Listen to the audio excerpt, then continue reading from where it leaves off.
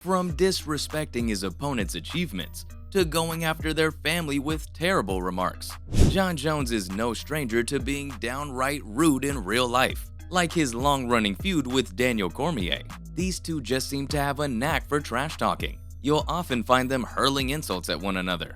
Professional. It is unbelievable. It's unbelievable. The fact that you're a pussy hasn't changed. It's unbelievable. It's unbelievable how fake you can really be. Like, you are just such a fucking pussy. In fact, their rivalry has gone on for years at this point, and it's far from pretty. Though regardless of which one of the two you may like more, I can't help but state just how entertaining their quarrels tend to be. Jones may be more dominant inside the octagon than their first fight. Beautiful trip by Daniel, but he wound up on the bottom. Oh! But outside, they're both pretty good at hurling insults and just being downright rude. This isn't just playful banter either. From their public and private conversations, it's clear that the two pretty much hate each other. During a press conference that occurred before their second fight, some fans think that Jon even crossed a line. Not only did he use his first win against Daniel as a way weapon to beat him over the head, but he also went after his opponent's family. And of course, DC did not take this lightly. He smacked Jones with a water bottle. Jones can be seen getting under DC's skin a number of times. Daniel believes that Jones is an incredibly fake person and that he appears completely different on air than he does in real life. As soon as the cameras shut off, that's when people get to see the real Jon. And from what DC has to say, he's far from a great person. Interestingly enough, trash talking has been a staple of Jones's career for a very long time, even going as far back as 2013 at UFC 159. His fight with Chael Sonnen had some really heightened tension. It's a fight that you're supposed to win, right? Because you don't have the edge that you have when you're terrified of your opponent. Sonnen with the clinch. It's hard to. And much of this was because of how Jones was trash-talking his opponent prior to it. That said, while some fans saw his pre-fight chatter as a stupid thing to do, others felt like it only ended up amping up the intrigue and hype of the fight. That said, while Chael mostly let out some pretty harmless tweets at his opponent, Jones, being Jones, definitely went a bit too far. According to Yahoo Sports, he denied the fact that Sonnen's countdown to the fight was getting to him. But despite that, he seemed to downplay his opponent's accomplishments. Jones added that Chael is a guy that people know for having done steroids throughout his career. He also added that this is probably why his testosterone is so low.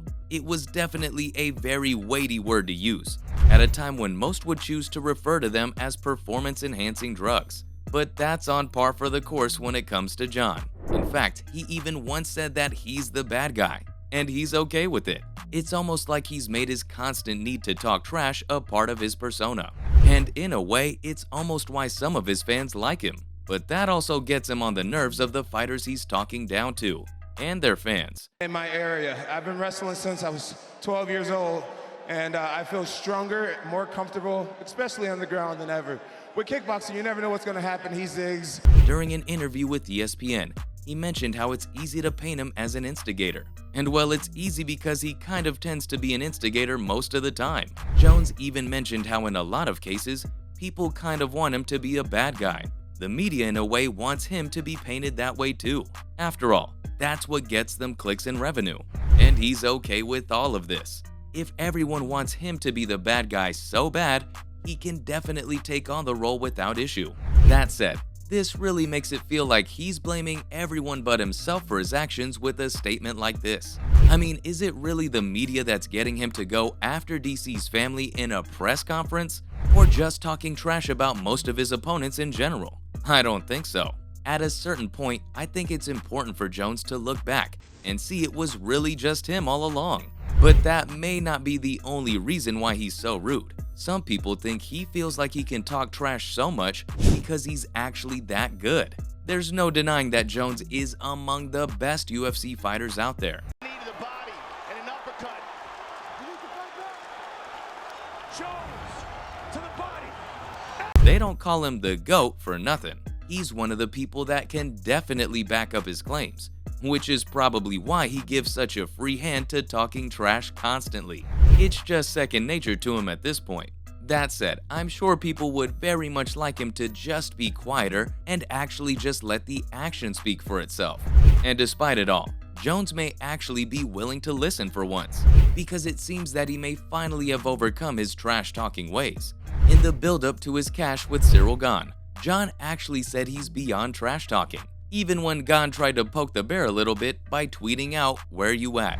It seems like Jones didn't reply back, and this was because he felt like his career has evolved to a point where he just doesn't need to be out squabbling with people. According to MMA News, the fighter stated that he should just let his opponents talk. He knows that the fight is going to happen, so he was happy enough to let Ciryl send out that tweet. To be fair to Gane, the tweet wasn't nearly as inflammatory as some of Jones's past interactions. It's pretty clear from his interviews that Ciryl views Jones as the GOAT, and in a lot of ways, he was pretty stoked to find out that he'd even get a chance to be in the octagon with him. That is absolutely huge. So about a minute in, Jones is able to get Gane to the canvas. We'll see how Gane is able to respond here. So the fact that it was a pretty harmless bit of banter may be why Jones decided to just let it go. Water under the bridge, right? That said, fans are not convinced he's changed his trash-talking ways just yet. Some people think he's just going to go back to talking trash to his opponents sooner or later. It's just that in the case of Gane, he didn't really have much of anything to do. A person asked online just what Jones would even reply back to Gane as a comeback. "I make more money than you?" Because that's about the only thing that Jones could really say to Ciryl. Others were also saying that the reason why he's playing it cool is that he doesn't actually want to get Gane upset. After all, they're going to be meeting in the octagon in March. Some fans were indeed happy to see Jon grow up. Though, as they say, can a leopard really change its spots?